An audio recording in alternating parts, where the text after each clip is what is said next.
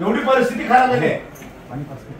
मला रात्रंदिवस मुख्यमंत्री खासदार साहेब आम्ही इथं रात्रंदिवस मरतोय या शहरासाठी।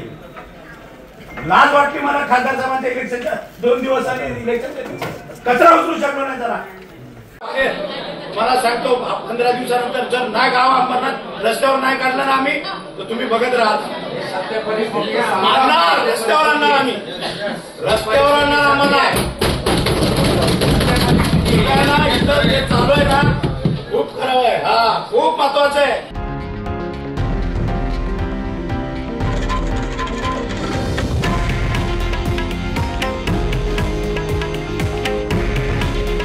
हे आहे देशातील नंबर 1 न्यूज नेटवर्क आणि आपण पाहत आहात TV9 मराठी।